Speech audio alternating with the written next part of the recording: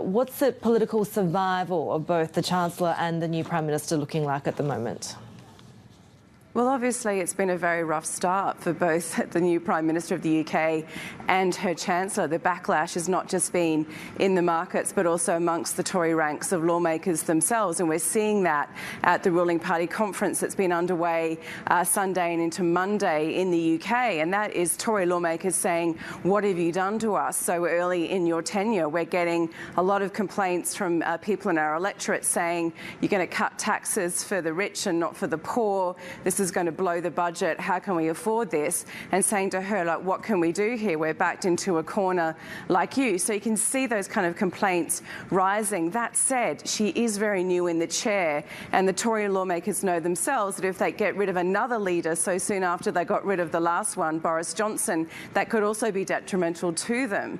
So there's probably a willingness to let this run for a bit longer, see if she can rescue her reputation, rescue it with the markets in particular. Do the markets start to really settle down? Can she sell this package to the broader electorate and give her a little bit of room? But certainly she doesn't have a lot of time to really turn this around.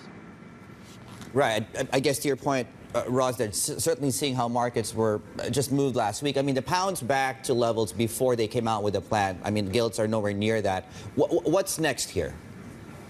Well, the question also is that she's refusing to give the OBR, the budget estimates, how this is going to affect her fiscally, that position. In the meantime, the BOE emergency aid is going to run off at some point in the next couple of weeks, plus the BOE is going to meet on rates itself. So you're seeing a point where she's trying to delay these kind of figures that may again spook the market when they really see in the numbers how that's going to affect the bottom line in the UK, and certainly how the UK can afford these tax cuts that she's suggesting that she wants to push ahead with. And so those numbers in a couple of weeks, November 23, I think they're due out, are really likely to risk another bout of high market turmoil.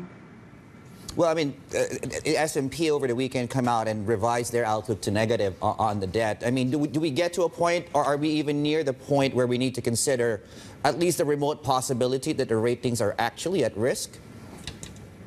Well, that is the question. Oddly enough, I'm in Brazil for the election today, and what I'm hearing is you've left a developing market to move to a developed one here in Brazil. That's the joke, of course, now about the state of the UK. But, you know, on a serious note, we're seeing even talk about, does the IMF have to step in further and urge Liz Truss to reverse course on some of these policies, because there's no costings to show how it's going to be affordable. So not only is a ratings downgrade perhaps at some point in the offing, but what does it mean for the broader market contagion that you're seeing? Expressions of concern from the US, expressions of concern from the IMF, and certainly that kind of like fundamental damage, not just to the economy, but to the investment environment in the UK, certainly has to be playing on the minds not just of Tory lawmakers, but also of investors more broadly.